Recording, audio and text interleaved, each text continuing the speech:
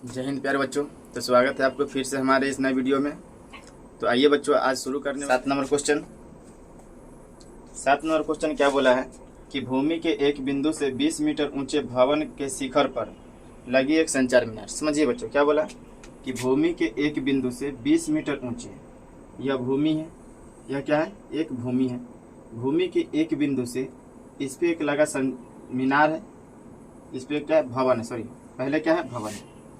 भूमि के एक बिंदु से 20 मीटर ऊंचे भवन, तो यहाँ से यहाँ की जो ऊंचाई है, पूरे भवन की ऊंचाई कितना है, 20 मीटर है। और आगे बोला है कि भवन के शिखर पर, तो भवन के शिखर ये रहा, इस पे क्या है कि लगी एक संचार मीनार है, इस पर लगी एक संचार मीनार है। यह क्या हो गया, संचार मीनार हो गया। यहाँ तक समझिए, यहाँ से यहाँ तक भवन है, जैसे यह ए हो गया, यह बी हो गया, तो ए बी भवन हो गया, जबकि सी ए क्या हो गया, यह संचार मीनार है, यह संचार मीनार।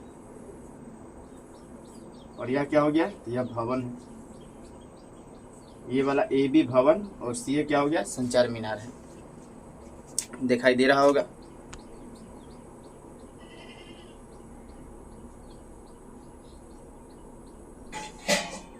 चलिए आगे बोला है संचार मीनार के तल और शिखर। तल का मतलब क्या हो गया कि जहाँ पे संचार मीनार खड़ा है, तो भवन पर संचार मीनार खड़ा है, और इसका शिखर का मतलब ये हो गया।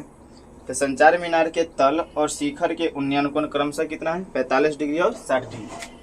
तो यहाँ से जब देखा जाता है तो यह 60 डिग्री बनता है, जबकि यहाँ से देखा जाता है तो यह कितना बनाता है, 45 डिग्री। तो उम्मीद है कि आपको समझ में आ गया होगा।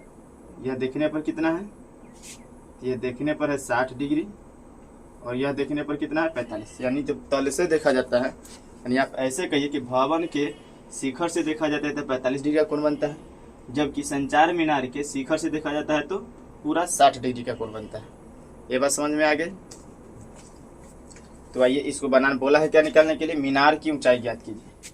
मीनार की ऊंचाई का मतलब हो गया बच्चों कि संचार मीनार हमें बताना है कि इसकी ऊंचाई कितनी है।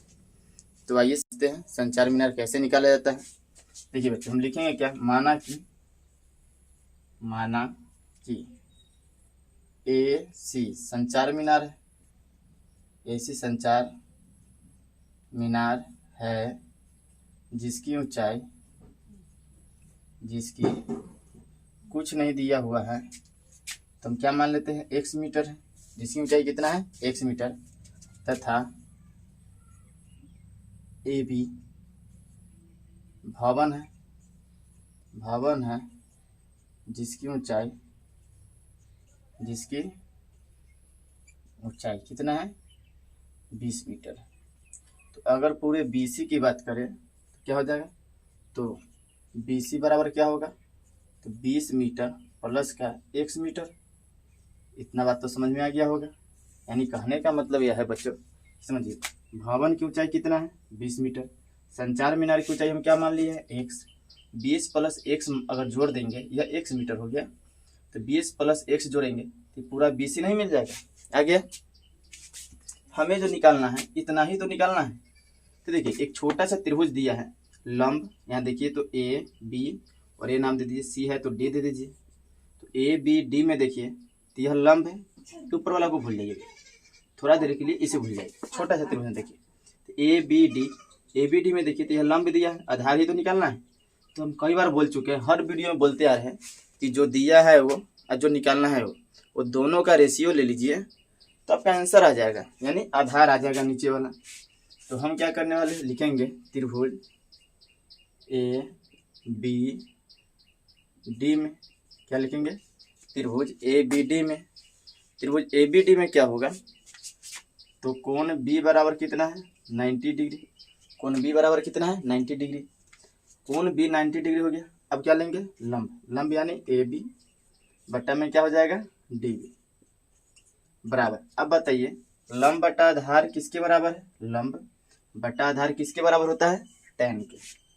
किसके बराबर होता है, tan थीटा। अब ए बी कितना दिया हुआ है, तो ए बी कहिएगा 20 मीटर है, तो 20 मीटर रख दीजिए बटा में। डी बी क्या है, कुछ नहीं है तो रहने दीजिए, बराबर tan। छोटा वाला त्रिभुज में देखिए तो थीटा की वैल्यू कितना है 45 डिग्री, तो 45 रख दीजिए। 20 में डी बी बराबर tan 45 का मान क्या होता है 1 होता है।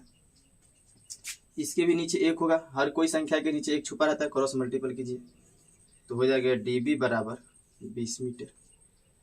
तो प्यारे बच्चों हमारा जो आधार आया ये कितना आ गया, इसका आधार आ गया 20 मीटर। जब भी 45 रहे tan का फॉर्मूला लगे तो जो लंब होगा वही क्या हो जाएगा आधार हो जाएगा। तो उम्मीद है कि इतनी बातें समझ में आ गई होगी आपको।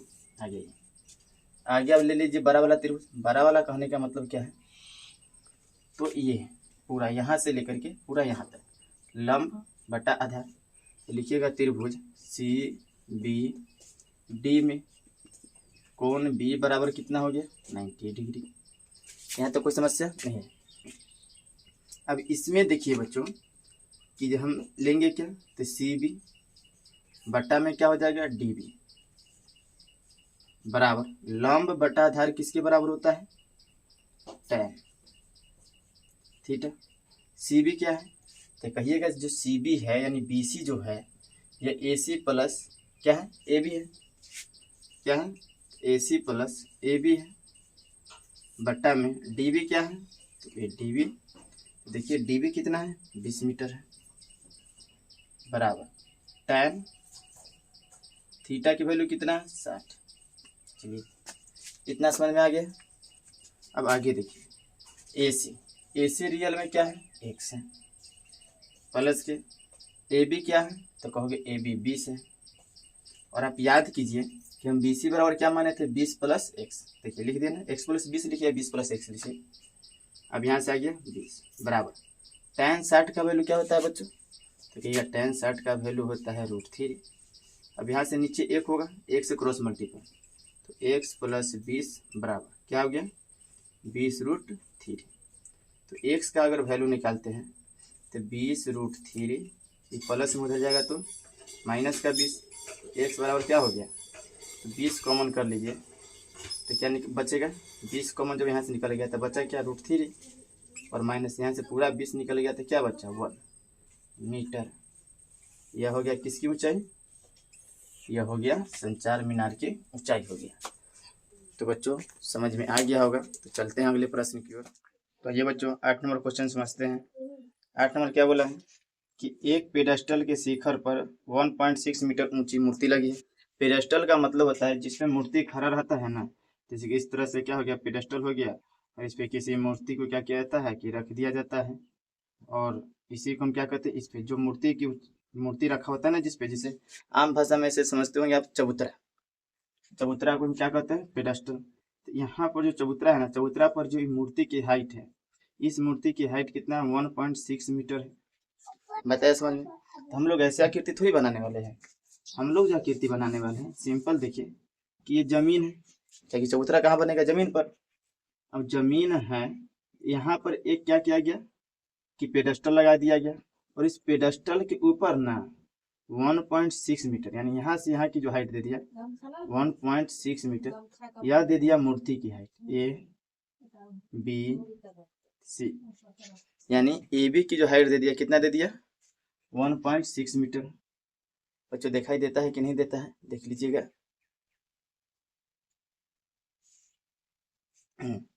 देखिए यह हो गया मूर्ति, क्या हो गया मूर्ति, और यह जो हो गया पेडेस्टल हो गया पेडेस्टल।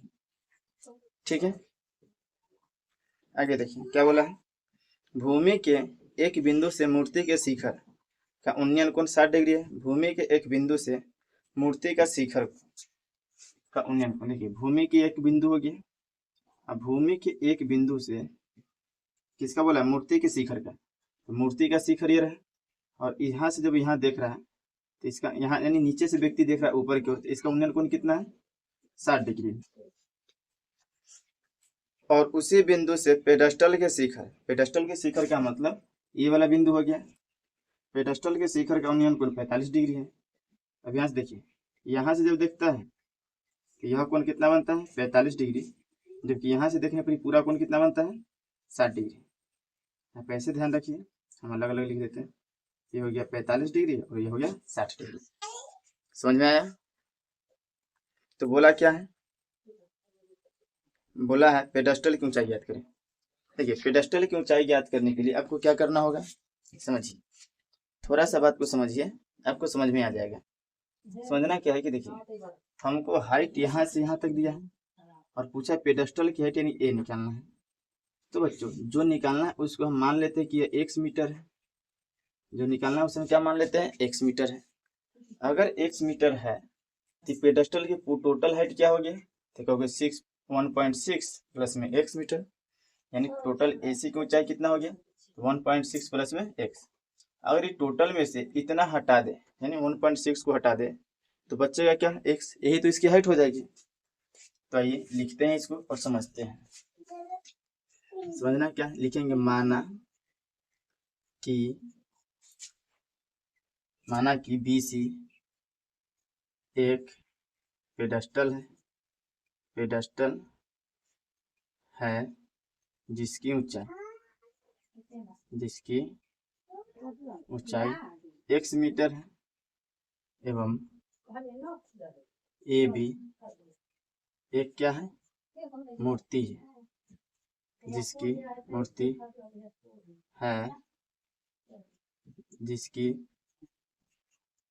ऊंचाई कितना है, 1.6 मीटर है। तो उम्मीद है कितना समझ में आया होगा। तो AC बराबर हम क्या लिखेंगे, कहोगे AB प्लस का BC, यानी कह सकते हैं 1.6 प्लस का x मीटर, यही ना होगा। चलिए आइए तो समझते हैं, यह हो गया AC बराबर। अब इस चीज को ध्यान रखिएगा, ठीक है बच्चों। तो आगे हम क्या लिखने वाले समझिए, पहले हम लेते हैं बड़ा त्रिभुज, क्या लेंगे, AC और D, क्या लेंगे, त्रिभुज ACD। उसके बाद ले लेंगे ABCD। तो लेते हैं बड़ा सा त्रिभुज क्या है, देखेंगे त्रिभुज ACD में अगर कोण देखे तो C बराबर कितना है, 90 डिग्री। देखिए लंब बटा आधार ही तो लेना है, तो लंब यानी AC बटा में आधार का मतलब CD बराबर लंब बटा आधार किसके बराबर होता है, तो tan। लंब बटा आधार किसके बराबर होता है, tan के, और tan थीटा। अब देखिए AC क्या है, तो कहिएगा 1.6 प्लस का x बटा में CD क्या है, CD कुछ नहीं है, बराबर। अब tan कितना है, तो tan देखिए वैल्यू कितना रखना है, तो 60, थीटा कितना है 60, है कि हम तो बड़ा वाला त्रिभुज लिए तो बड़ा वाला एंगल लेंगे। 1.6 प्लस का x बटा में क्या होगा, CD बराबर tan 60 का वैल्यू √3। अब यहाँ से क्रॉस अगर मल्टीप्लीकेशन कीजिएगा तो क्या आएगा, 1.6 प्लस का x बराबर में √3 CD होगा, ये चीज आ जाएगा। तो उम्मीद है समझ में आ रहा होगा। अब देखिए इधर अगर CD की वैल्यू निकाले बच्चों, देखिए CD की इधर देखिए √3 गुना में उधर जाएगा तो भाग में, 1.6 प्लस का x बटा में क्या हो जाएगा, √3। यह ले लीजिए समीकरण 1, इसको क्या लीजिए समीकरण 1। अब आइए त्रिभुज छोटा वाला में, कौन सा त्रिभुज में, BCD में, तो क्या लिखिएगा, त्रिभुज BCD में, इसमें भी कोण C कितना है, 90 डिग्री है। अब इसमें भी क्या लेना है, लंब बटा में आधार। तो लंब क्या है, तो लंब कहोगे BC है, आधार क्या है, CD है। लंब बटा आधार किसके बराबर होता है, tan, और एंगल जो लेना है कितना लेना है, 45। क्या इतना समझ में आया, जी समझ में आ गया। आगे BC क्या है, तो कहोगे x है, BC क्या है, x मीटर है, बटा में CD क्या है, कहोगे CD कुछ नहीं है। अब देखिए बच्चों CD, अब CD की जगह पर क्या हम यहाँ वैल्यू रख सकते हैं, समीकरण 1 से, यहाँ से रख दीजिए, क्या हो गया, तो 1.6 प्लस का x बटा में √3 बराबर tan 45 का मान 1। चलिए कोई बात नहीं, 1/1 तक कर ही सकते हैं, हाँ जी कर सकते हैं। अब देखिए क्रॉस मल्टीपल कीजिए, क्रॉस जब मल्टीपल कीजिएगा x बराबर क्या हो जाएगा, तो कहोगे 1.6 प्लस का क्या होगा, x बटा में √3। बोलिए यहाँ तक समझ में आया। अगर समझ में यहाँ तक आया बच्चों, फिर यहाँ से क्रॉस मल्टीपल कीजिए, तो क्रॉस मल्टीपल कीजिएगा क्या होगा, √3x बराबर अब यहाँ से 1.6 अब प्लस का x, ये आ गया समझ में, क्रॉस मल्टीपल किए एक में, और 1.6 प्लस x से करेंगे तो जैसे कैसे रहेगा।